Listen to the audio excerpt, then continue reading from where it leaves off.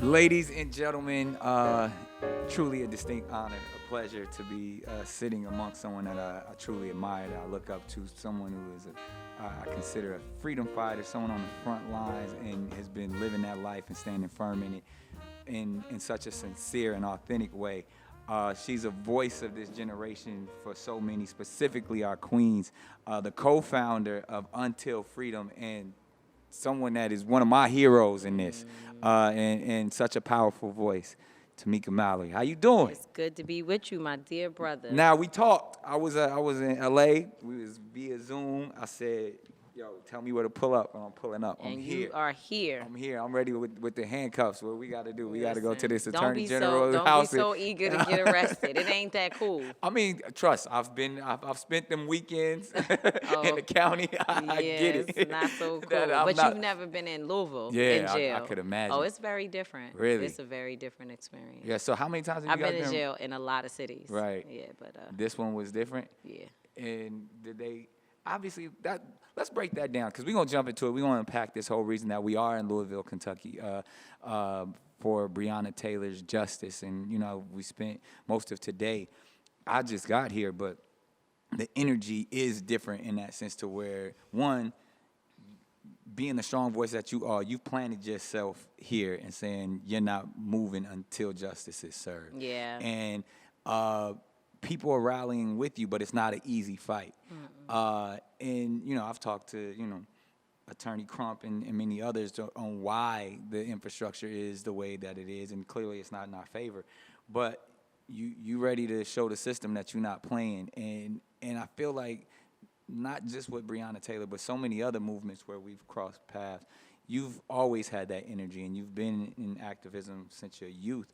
But why is this scenario different than any other scenario that you've experienced? Yeah, so first of all, I just want to thank you for coming and being with us, and always being with us. It's not like this is a new meetup. Like, we're used to knowing that we can always call on Nick Cannon to be there in this movement and for the different struggles that we fight. You know, Breonna Taylor is me. I am Breonna Taylor. I mean, like, when you think about her story, in any other story that we look at, there's something that they make up as an excuse. You know, there was a wallet. Right. You flared your hands too much. Sandra Bland was too nasty. Right. You know, they come up with something. Philando that we Castile did had a wrong. gun. Like, something we did that caused it. We don't accept it, but I'm just saying there's some type of excuse made. Right. In this particular situation, nobody has anything. No, there's no one who can explain why Breonna Taylor was killed. There is the city itself has not even come forward to say what they usually do. They push back and they try to, you know, make up some pieces, and eventually they either end up doubling down or kind of stepping away from that excuse. There's nothing. Right. There's nothing. The bottom line is, you know, and with their police work that they're supposed to be doing is based upon lies. The no-knock warrant that they have is a warrant that was signed with lies, saying that the postmaster or the post office here reported suspicious packages going to Breonna Taylor's home. Right. We know from the postmaster, the local postmaster, that didn't happen. It was a lie. It's not true. It was a lie. When you look at the report that was written after the incident, it says on it that there was no injuries on location. Like, how could there be no injuries when there's a woman shot to death? To death. On the ground in her home. So they're used to lying. This is what they do. So if we know that, then what stops it from happening to me or you? Like, why can't the police run up at my house based upon somebody that I knew 3, 4, 5 years ago, maybe even yesterday, a friend of mine that might be caught up in something, and that means that it's fair game to come to my house and kill me? Right. Like, that's something that I don't feel like we can just let this go. Right. Like, you have to say, if we can't get justice in this situation, then we'll never be able to get justice for any of these cases, because this is the most clear-cut, open and shut situation I've ever seen. Right. And we know that even the current acting police chief agrees because he, when firing one of the officers, says very clearly that people's lives were put in danger that night because, you know, you were shooting. I think they say, I don't know if that was in the chief's statement, but I know that it has been said that he fired at least 10 shots into the home, and maybe even more. And there was a 5-month-old baby sleeping in an apartment upstairs, and there were bullets in that apartment as well. So, like, he said this was ridiculous. Right. You That's know, what the chief he said of it was police said. he's the chief of police. He said it was a shock to the system. He said that. So we all on the same page. Right. So now we need this to move from your human resource business. When you fire someone, that's human resource work. Right. That's your interdepartment stuff. You know, okay, this person hasn't done the job properly. You fire them. But we're over here talking about the human rights side of it. What do we do from a human rights perspective to make this right the best that we can? And so for me, it's a no-brainer that anyone who claims to be in the movement, anyone who claims to be about this work, if you're not about Breonna Taylor, then I don't know what you're working on. Right. Nah, and that's real. And to unpack it even more, to make the decision to say I'm moving to Louisville. Yeah, that. So what we see, first of all, I'm a local activist, right? In New York. I'm a local actor. I live there. I fight there. And there are days when I get up and I'm like, yo, I'm tired. Like, I'm tired of always being in conflict with the same police officers that sometimes I have to actually see. You know, the same system. I'm yelling at the elected officials every day, and some of them are actually friends, and I got to cuss them out about why they're not showing up and doing what they're supposed to do. It's a lot. You know, you at home, you want to relax. Like, you don't want to always be on in your own city. Right. So when you see other people coming to give you another infusion of hope and, you know, a fight and energy, that helps. It's important. So that's one thing. You know, also we noticed that, you know, but then again, in New York, once I say I'm in something, we gonna turn up every night. Like, there's not gonna be a silent moment. Right.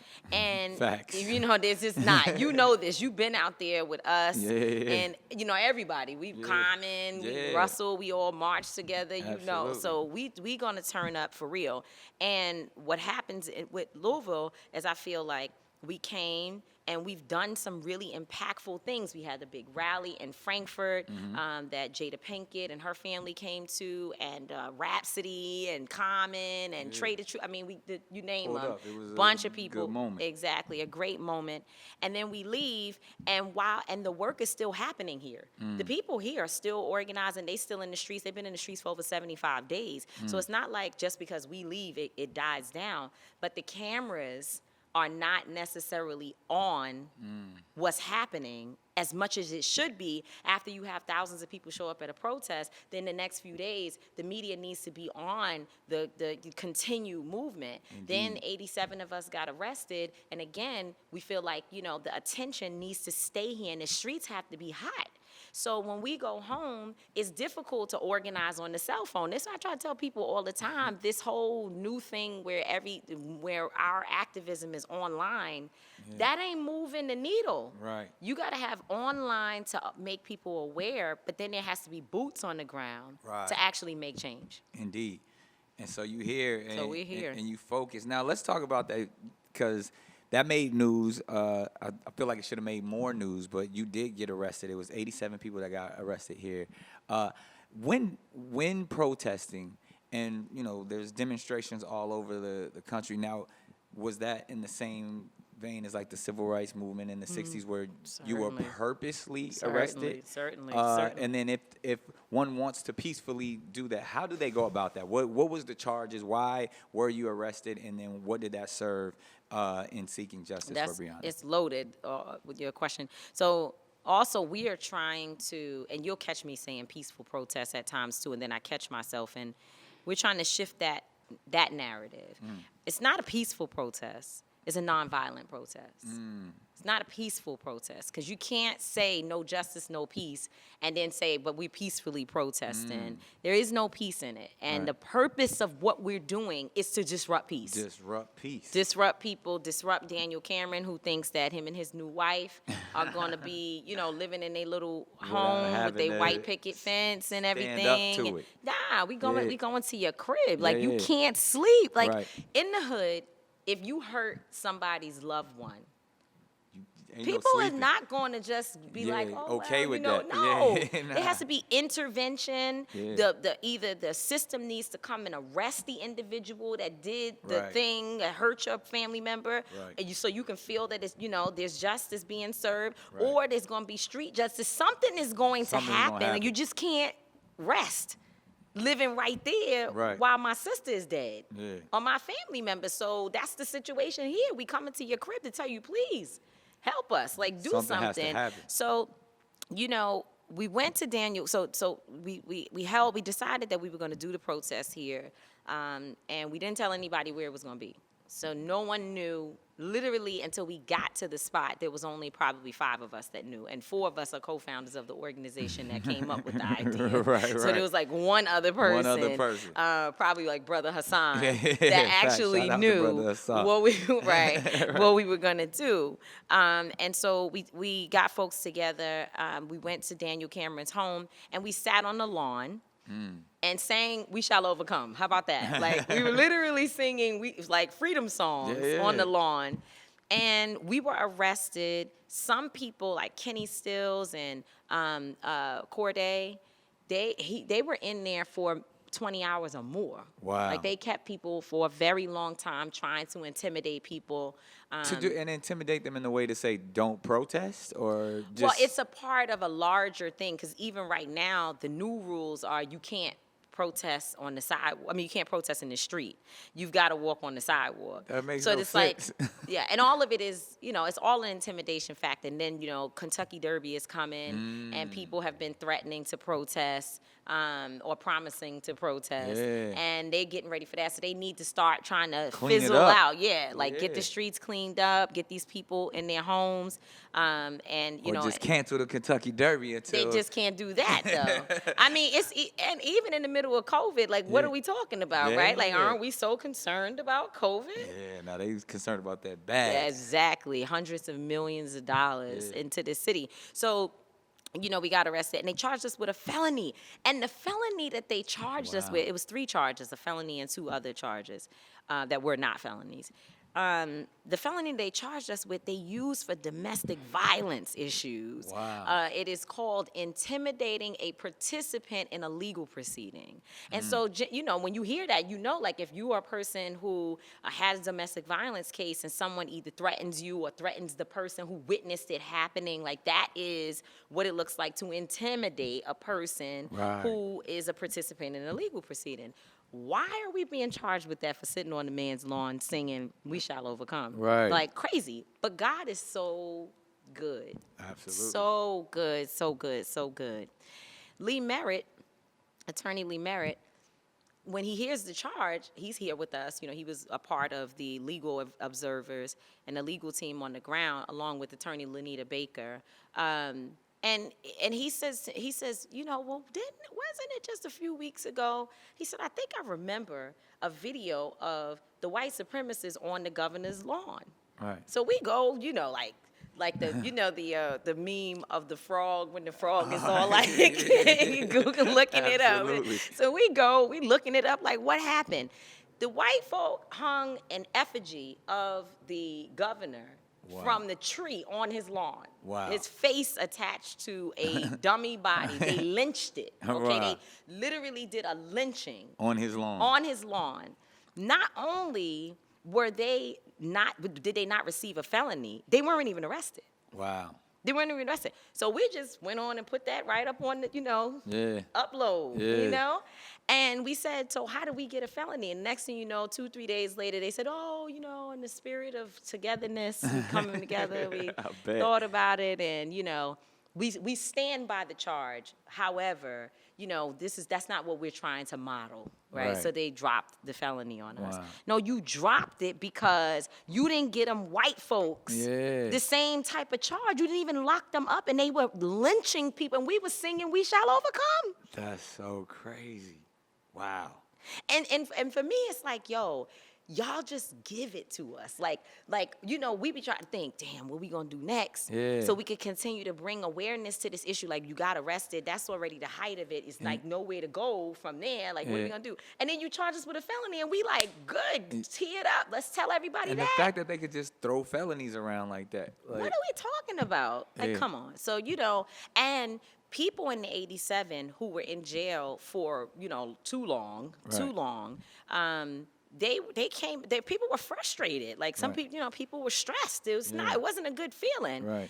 And when they found out they had a felony, instead of it causing intimidation, it brought the 87 closer together. We were like, wow, like, word? You gonna try to do that? And people were like, nah, like, we in this fight for real because we saw it's not Breonna Taylor. They trying to do it to me and to you. Us, to everybody. That injustice is serving everybody. Persistent. And we must also be persistent. So, in knowing that, I mean, that's such a remarkable story in itself because you're just revealing and unveiling so much about the system. And you've been an agent of change for the system since your youth. Girl.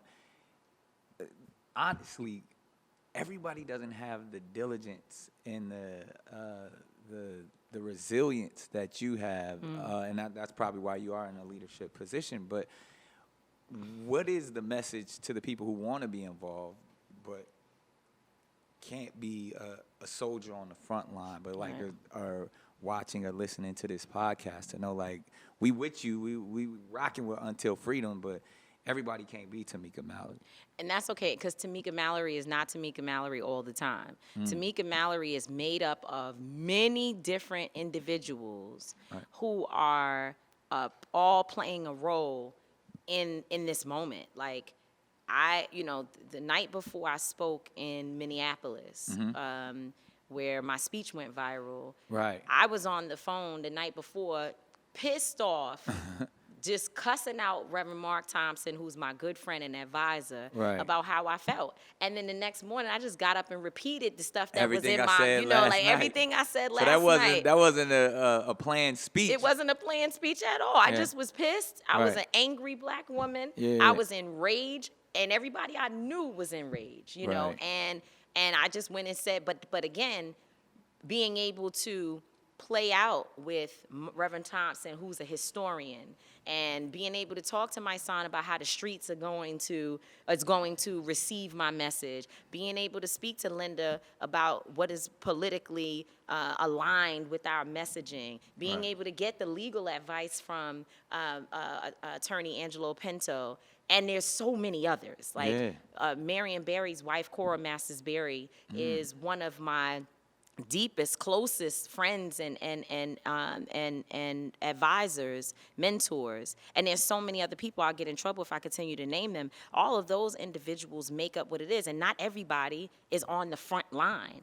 Some people, again, just being a historian, being able to be like, listen, let me give you the game. Need you to sit down and read chapter so-and-so of X book. Or the pastor who's like, yo, this happened to, as we learned last Sunday when we were at Reverend Tim Finley's church here in Louisville at a Kingdom Fellowship, that Joe had a similar story. You know what I'm saying? And that gives you the things you need. So I'm saying that to say, everybody doesn't have to be on the front line, but people have to stop looking at this movement like you're somehow disconnected and some figure or some person that you admire is an example, is the only example. That's the bar. Like, there's different levels, and my parents were two of Reverend Al Sharpton's first members. They have never been frontliners. But that $100 that they used to give every Saturday morning, along with the other $100 people, kept the organization going as it grew and grew and grew. Indeed. My father is over the sports division for National Action Network. So even today, he works with young people. They play basketball. So now when the parents are out, marching or whatever, he's working with the kids, keeping them off the street. Right. But in the context of a civil rights movement, of a social justice movement, not just like, which I'm not speaking against the YMCA or, Big Right. Brother, Big Sister and all of that. Those things are good. But we want to make sure that it's all framed around justice, because we can't, that's the balance. Right. It's got to be that you understand that you're not just providing a service, but you're also fighting a system. Right. So I think that's one part of it is understanding your role in the movement, and then just knowing that $5, $10, $15, all of that helps make up how we move around. I can't fight the system and then ask them, can you just give me a check though, because I just need it. Right, It doesn't work like that. At Like all. I can't move to Kentucky Right. and be here in Louisville with this local community and be having to answer to some corporate boss Yeah, somewhere checking into a 9 to 5. who's also censoring my words. Right. Nah, that's real talk. I can't do that. Yeah. I have to be independent. When a lot of people look at certain leaders or even black media and they say, what happened? We don't have, there's no Yeah. black media, or the leader isn't strong like they used to be. They had to figure out how they're going to pay their rent. Yeah. And Nah, that's real talk. that's a challenge. So to be independently financed is ultimately the goal. We don't take money from corporations. But what we will do is partner with a corporation to give out water or tennis shoes or some type of Right. service, a community service project. We'll do that. Right. But we don't take a check where in the back of our march you see a big sign that says soandso.com. That's not going to happen. Right. Because we know that we've seen this movie so many times. Right. Your message is not as strong and it it's gets not compromised. as clear. It gets compromised. And then it also allows people to attack it, because they'll start attacking the people who are the benefactors, and Absolutely. And the message gets watered down. Because I Absolutely. often talk about that too, like the distraction.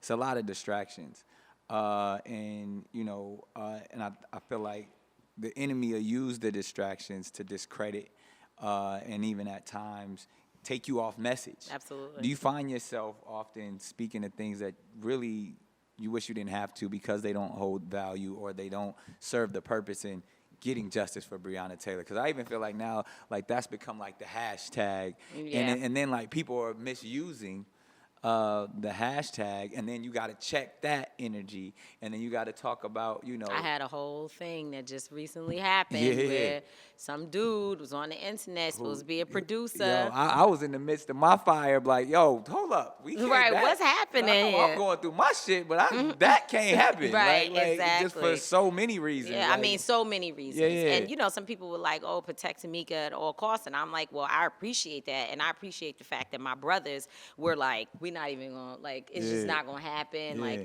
Killer Mike woke up one morning. Now, I had been I'm on a text thread with Killer Mike, Charlemagne, and T.I. And we always talk about issues, and we go in there and cuss the world out about whatever. Facts. And I brought to their attention this was happening, and nobody said anything. So I Right. was like, well, they just don't care about me. What happened? And then But wait, this was before the Zoom conversation, or this was? It was the day it happened. I mean, I think Charlemagne might have said something, and it might have been a shake in my head. Yeah. But then over the next 3 days, Yeah. I don't know what happened. Yo. It's they, I guess men handle things in their own Yeah. way because they just. But that was serious, and there's serious ways to handle that. No, you know what I it mean? is. So, And that's why I had to tell that's my not son- social media. Right. And exactly. That's what I tell my son, I'm going to need you not to even worry about it. Yeah. Just don't even worry about it. Because he's like, I don't really know. Both him and Angelo was like, we don't really know how to deal with this. How do you deal 'cause with somebody that if there was no computers around, Right, it's a different Your situation. mouth gets you into some situations that get Listen. swollen. Yeah. So it just, but, and a lot is shout out to my sister Yandy, because, honey, Yandy went on the internet and went on there with the man and told the man some things that I'm like, Yandy, you can't say that in public. She's like, hell no. Yeah, nah. But I think the whole community was hurt. I mean, and it got broken down on many levels, and it got checked in many levels. But just based off of, again, it's a supremacy that's placed upon us And when we see, it goes back to the reason why we're here for Breonna Taylor, just the disrespect of black women. That one, as men, we got to check ourselves. Absolutely. And being that true protector of our queens, but then at the same time, it's like, oh, that's a distraction. It is a distraction. Well, and I know that because a lot of people were saying. And I remember having a conversation with myself. I'm like, yo, I don't even want to talk about this situation anymore. How do we just dead it? Because it's just, I can't. And what he was saying is, I hear you, and you're right. But first of all, this dude is getting money off of our community. So that's number one. Being a producer who's out here talking about he is more qualified to lead Black Lives Matter. And then saying that he's done more for black people than anybody, it's just crazy. You was doing too much. And he's like, that's first of all, like he got to get shut down. You cannot eat off of our people. Like we and then over brag that. about it and boast about it. Oh yeah. Oh yeah. But the other thing that my son was saying to me, he's like, but he is not what do you call it, an anomaly. Like this is a man. This is how they think. They think they got invited to a couple of studio sessions. Studio sessions. And went to the baby shower. A few people. You got some people you text, and you think for some reason you're emboldened. Like nah, and can fix the struggle by yourself. Like you got all the answers. What? Okay, and by the way, let's go back to the original thing. You're totally distorting and lying about Breonna Taylor. Like, nah, like you all can't. the damage that has done, and you think because you sound educated, and you think you sound smart instead of being smart, you using all these words, and like John Henry Clark say, yo, I don't use dollar words in 25-cent situations. Right. So just because you can put some stuff together that you saw on YouTube, it was really now all of a sudden you're an intellectual and it gives you the right to disrespect one of our leaders. That had to be checked in so many levels, and at this point it's like, okay, boom, that's checked. We move forward, but because he got dropped from his publishing company, and they said they didn't no longer want to work with him, and so they severed ties with him, and people were asking us to post it, and this time Mice was like, nah, you don't need to put that on your page. Like it's out there, Baller Alert and Shade Room and let them tell the story. Right, and that's an interesting thing because there's a difference between, in my opinion, and we could touch on this too, because there's a difference between cancel culture, which I'm not a fan of, but things where it's discipline and reprimanding because of your lack of integrity and respect for our community. And again, there has to be so-called gatekeepers or people that can acknowledge the difference and when to enforce our power. Because our power is real as a community. Power is real. When we not fucking with nobody, we not fucking with you. You know what I mean? For these reasons. But then, we want to, like we've been on the side of it from our own communities, other communities, just based off of like, oh, you canceled this week, but you back this week. Like, so how do you feel, or how do we deal? Because I know how you feel. How do we deal with knowing when to enforce our power collectively as a community of saying we not supporting it? Because I'm still surprised niggas is rocking Gucci, and I'm like, yo, like, how we can't let that, like that was real corporate power that we could have rocked, and now we back on it because they done gave a couple of people some Gucci deals and gave them some free outfits, and now we rocking again. And it's like we got to know when, if we gonna understand what this cancel culture is, who and what to cancel, and when and where to cancel the situation. Well, cancel culture is not new, but the use of the terminology, the way we speak about it is relatively new. Right. So I think like everything, it's got to kind of figure itself out. And then also, I think people got to figure out that they can cancel people, and some people just don't be canceled. I saw on Sean King's page, he's like, you just can't cancel me. Y'all have tried to cancel me over and over. One of those people. I'm right. I've been canceled, and I am the quintessential example of being canceled, completely canceled. And white folk told me I was canceled. No, they told me too. I remember white folk told me with the Women's March, they said that my career was done.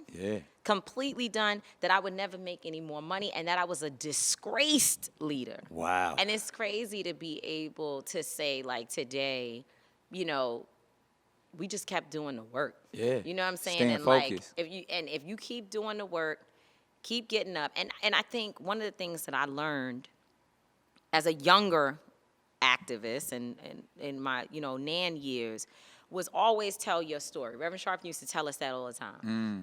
He could go on Fox. Some of these PR people that I've worked with, they'd be like, you can't go on Fox News. You just can't. It's just not good. You just can't go over there. And I think about like Teslin, who's on Fox every night reading the riot act from the morning to the night. Donna Brazile, people that they do Fox. But he used to say, they can ask you anything. They can say, did you just hear the airplane go by? Right. And you say, when I was in the train station last night, I saw, whatever happening. The man was there. Me and the man had a conversation. Stay on your message. Because when you stay on your topic, your message, and stick to what it is that you have been really, I guess, ordained, if you will, to do, nobody can cancel you. Because the other day, I don't know who was, somebody was saying, Brittany Packnett said to me, God is the majority. That's why you can't cancel us. Ooh. Teach. That's powerful right there. God is the majority, the whole majority. Like, who can cancel us when we have actually been assigned by a higher power? Who can cancel us when we've been assigned by a higher power? That's a bar. That's real.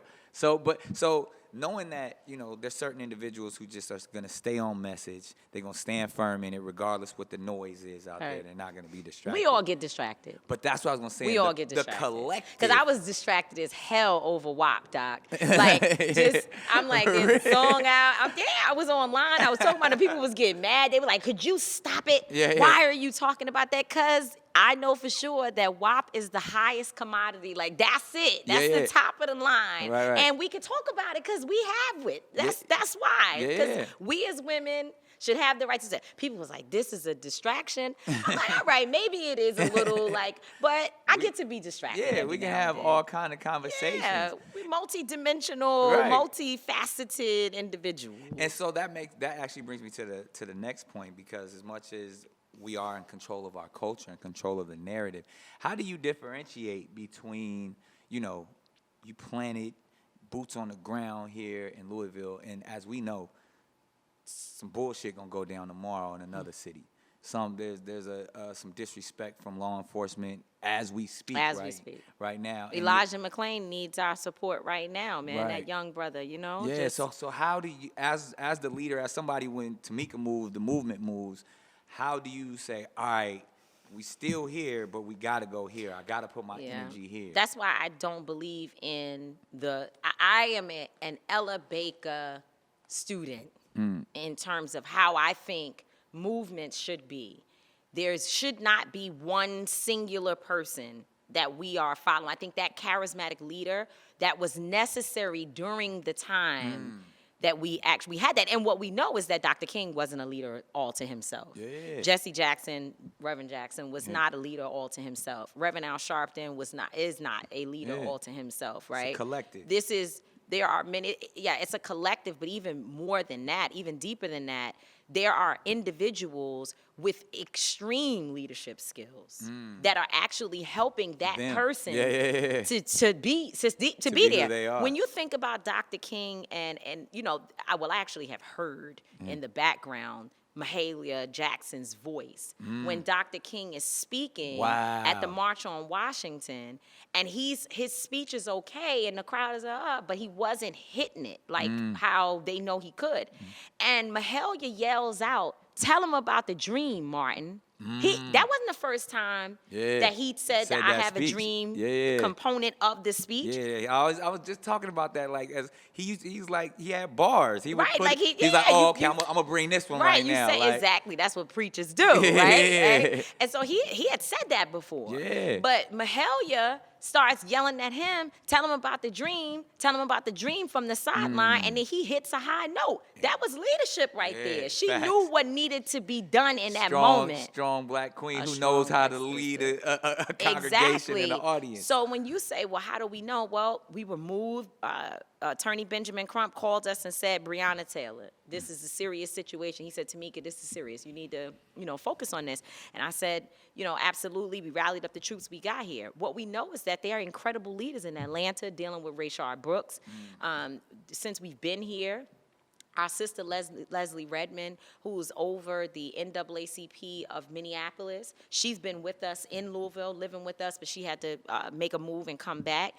She's leading the fight for George Floyd, one of the leaders there. This is a leaderful movement. There are people moving and doing incredible things everywhere. Some of us have profiles or a little more prominence, or, our voices are a little louder, if you will. And that's okay, because even leaders need leaders, and so at moments we all need to be inspired and to see that energy and to have people that can bring us together, because for me, that's what leadership really should be about. Not who's going to get the best 5 o'clock time slot, who's got the best line. It's really about how do you go into an area like we are here in Louisville and bring people together and bring strategies from across the country together to help them fight, and then take this movement and bring it to Elijah, bring it to whoever the next unfortunate hashtag may be. That's powerful. So you said even leaders need leaders. And in that time, leaders need to lean on other leaders. And I have to say thank you for your care and your compassion and your wisdom, even over the times where, like, first of all, I don't really consider myself a leader, because I really like to just be part of the community. And that sounds good. And I'm a reluctant leader in that sense, because, and I say that because I know I have a lot of flaws, and I still got a lot of ways to where, like, when I look at the people that I admire as leaders, like, I ain't that. Nah, throw that shit out. Throw the whole perfection, or what's close to perfection theory, in the trash.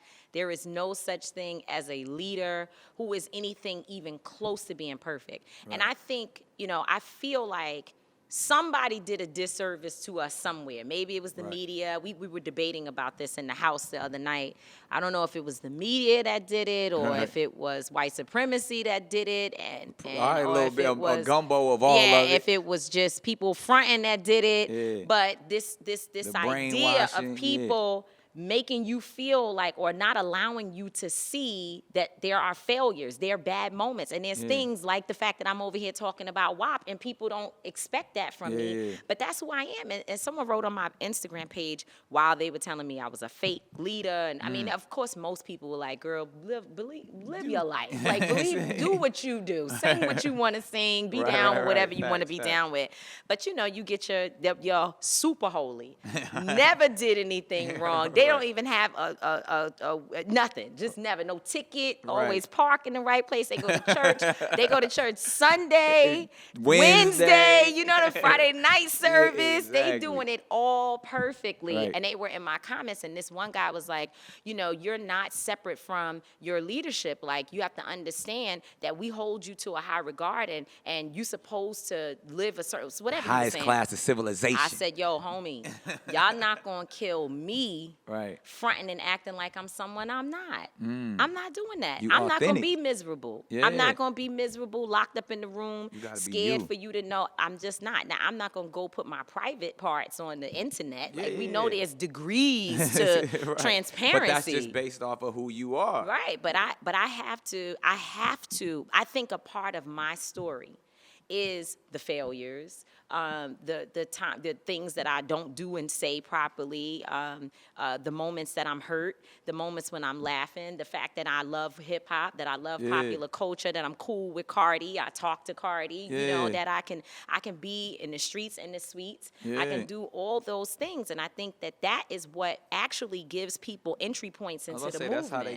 connect. That's how they connect, because in the comments, the comments, it's all in the comments, and it's that's what I feel like I learned in the comments, that I don't know shit, and everybody know everything. They're expert, I don't know shit. I have like 5,000 comments, I think, on this Cardi Meg Thee Stallion post, and I really did learn a lot. I mean, I just sat up one night and just read, and this one lady said, to hell with y'all telling her like she can't talk about these issues, because that's why people don't want to be in the movement, because they feel like they can't, to your point, they don't live up to the image that has been created and designed, and like she's like, I feel more connected because now I know you actually, you feel me, you see me, we see the same things. And I believe you can go from the strip club to the protests and be equally effective. Yeah. If not more effective, because you might be able to bring some other people with you. And now when we get you to the protest, we hoping to be able to give you some things, some services, connect you to some people that might get you off that pole. Not saying we got to stay there. Don't get them all off the pole. We need a few of them to stay on the pole. But we're not going to judge you. We're not going to judge you because you've been there. Yeah, exactly. Yeah. And I think what people are going to appreciate and respect you for is your authenticity. Is that I said it right? Authenticity and your resiliency of saying, even because you've been through the fire, you've been judged, you've been ridiculed, and you've been the same Tamika the whole time. Yeah. And when people understand and know your story and know the fact that you've lost loved ones, the fact that you've been in this movement in a real way, we're born into it, and stand firm in it, and that you're a real person. You're not this fictitious character that we read about or that we see on the news or that has the next great soundbite. It's like, nah, that's I know somebody just like Tamika. Right. I'm My name is Tamika. Yeah, like I'm just as angry as she is. I'm just as upset as she is. And I would say, like, I would have, I'd be remiss if I didn't mention the fact that you are a real one and someone that even in my tough times reached out and just checked out and was like, yo, you good? We rocking with you. Yeah. And like people don't even understand like just that. To know that a real one checked on you or somebody was like, yo, okay, everybody don't hate me. You know what I mean? No, like not everybody even in those moments where it feel like the world we don't hate you. Is coming at you, it's like, okay, that matters. And on a high level and also on a level to where it's like in your own community, because we got to check one another. We got to have the conversation. But if it's not done out of love and compassion, or even in scenarios like this where you can have real dialogue, then how can we get to that next level? How can we learn from our mistakes? Because we're all well-intentioned. We all want the freedom. We all want the justice. But, some people want it through reparations. Some people want it through, whatever it is. A lot of different ways. Yeah, there's a lot of ways Tactics. to say. Yeah, they do violence or whatever it is. So we got to understand where all of these different energies are coming from. But in that sense, when people do come to you for advice or when you do have a strong opinion on something, how do you handle it knowing that your voice is so strong? Well, I mean, because I've been through so much and I've actually been through similar situation as what you've been dealing with recently, I think the only thing I can say is stand in your power. Like, don't let these imperfect people also try to tell you or force you to have to, like, to the place where you can't just stand and say, listen, I messed up, which you have said, listen, I made some comments that weren't good. I hurt some people. I acknowledge that. But then it comes a point when you got to tell people to back the hell up off me. Like, I'm done. I'm not even talking about this anymore because they still haven't arrested the cops that killed Breonna Taylor. So, like, I get it. I said, and I'm saying I'm at the table. I'm going to work with you, the whole thing. But I'm not going to let you and your imperfection, who most of the people who want to challenge us, and that goes for a lot of people in our community, people in other communities, you ain't out here. Like, you're not even. You That's ain't one even, thing they can't challenge because you on the front line. You're not even out here. Right. Okay, why don't you talk to me about what I did and said wrong while we marching or while we standing somewhere, right next to me, standing up to an officer that's rubbing up and down on his baton. Because that's what we dealing with out here. It's helicopters over our house at night. So matter of fact, at 2 a.m. when the helicopter's on top of the house, let's meet in the living room. And let's talk. Come through. Right. You know what I'm saying? And let's talk in the midst of it. Then I'm willing to understand you even more. But people sitting in their ivory towers or sitting wherever, not here with us, want to make us feel like we have to capitulate to everything and everybody all the time. Right. It's way too much. So as I said to you, and as I say to others because of what I've been through, the other part that the old folks was telling me, because when I was down and out, it ain't no joke when you get hit, Doc. They come at you. They come from every angle. Whoo, like you be like, yo, like the hit is rough, and you feel alone. But the old folks told me this too shall pass. This too shall pass. And they said, I promise you. And they also said to me that I have to go through it. You got to go through it. You have to be publicly persecuted. Yeah. You That's have it. to They be persecuted the best. misunderstood. You have to be wronged. You have to apologize, humble yourself where you need to. You got to be whipped in order for you to get ready for where God needs you to go, because where you're going is not going to be nice and fluffy. It's going to be rough. And so you have to actually go through some pain and some fire, and that's all that it is. But again, being humble enough to know when you're wrong, being willing to say it, and then also being willing to know when the limit comes for you being like, used. all right, you ain't just gonna be punking me. Yeah, to be being used in people's their political game. Because they will use you for their political game. Indeed. And the thing where it's like you talk about going through it is like you can't just go through it. You got to grow through it. You got to grow through it. And you got to That's be right. wise enough to understand and That's have that powerful. spirit of discernment to be like, all right, I see what his motive and his objective is. Right. So how do I apply mine in the same way with the same strength and even learn from different individuals and communities and organizations? Because at the end of the day, I honestly feel as I continue to study is that the majority wants the same thing. Yeah. Like even when we understand that, it's only, almost 2% that control the entire wealth of the 98% in this country. And they understand the power of the 98. And in order to hold on to their wealth, it's an idea where like, all right, well, the majority of people in America want the same thing. They want to be able to take care of their family, their kids, and they're not asking for a whole lot. Absolutely. They want to be healthy. They want to be safe. That's right. You know what I mean? And whatever their definition of happiness is within their community. But then there are individuals who know that if that voice gets too powerful, then the whole infrastructure deteriorates and shakes away. So you're one of those people who come in and shake things up. And like many of the elders have told me, yo, you're dangerous. Yeah. You know what I mean? Because not only do you have a voice, but you're using your voice. Absolutely. And that's what I'm saying to the young folk coming behind me now. Because these young people, Nick, they're courageous. They're different. You got Mary Pat out of Atlanta. You got Reverend Stephen Green, who's with us. He's out of New York and working with Until Freedom. Mary Pat is running Until Freedom in Atlanta. I mentioned Leslie Redmond. I mean, these are incredibly powerful young people who, like you said, you're dangerous, like, because you smart, and they have a courage that we didn't get a chance. They used to tell us, first of all, you were not allowed to talk in the room. Don't talk when grown folks is talking. When grown folks is don't talking, sit on don't the say mama nothing. good couch. This is the grown folks section of the house. That's it. Like, you couldn't even come outside. Like, you could not get in the conversation. And now they trying to tell me what to do every day. Stephen Green, he's 28 years old, just running me, just telling me what I'm gonna do. But I'm happy to have, and what you and I won't do, is not leave behind other young folks who can take it. Not that they waiting on you to die. They should not be waiting on you to die. Nah, we passing that baton. We passing the baton now. That's right. Well, so obviously we can go on for hours and hours, but it's good to talk with you, brother. Some great I'm glad gems. to see you looking good. Because I know about it, Nick. I'm telling you, They I put was you through hurt. it. I was Yeah. sick. Yeah. I was sick. I had to go to a PTSD program. I got addicted to Xanax. Wow.